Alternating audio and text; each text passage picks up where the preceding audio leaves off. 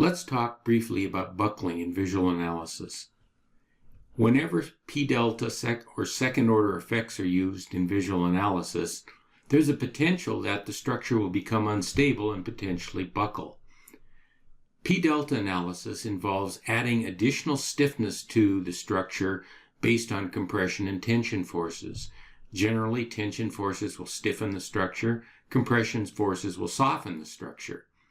In this simple example, I have a portal frame with a uniform load across the top and a lateral force here at the top of the frame as well.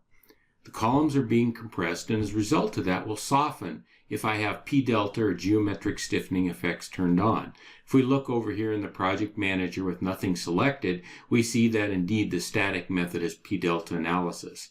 If we now look at the results view, we see we have results for this structure and both first and second order. What I'm going to do now is take these loads and scale them much larger than I currently have. So I'm going to go to the loading tab in the ribbon and select scale loads, and let's multiply these loads by a factor of 2. So now I've doubled my loads. Let's go to the result view and see what we have.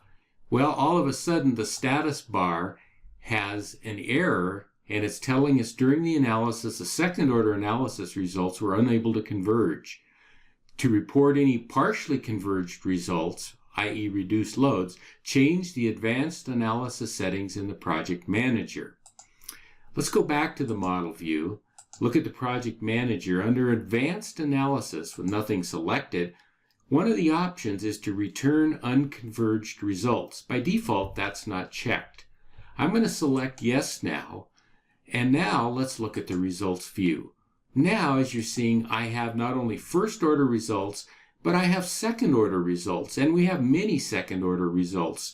And it looks to me like the last scaled value it started at 50%, we got up to about 51.46. If I select that, I'm seeing I'm actually getting results for this structure.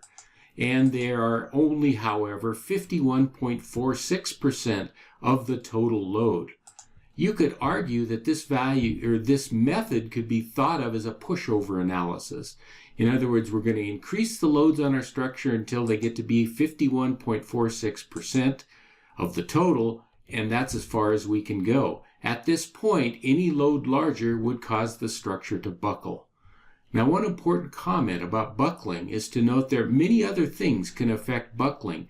This could be called an elastic buckling analysis, in that things like material yielding, concrete cracking, strain hardening, many complicating things that can happen in structural materials at high stress levels or high deflection levels do exist, but they're not occurring in this type of analysis. So that's a demonstration of visual analysis, the effects of buckling, and to potentially get a feeling for how much load our structure could carry as long as it behaves elastically.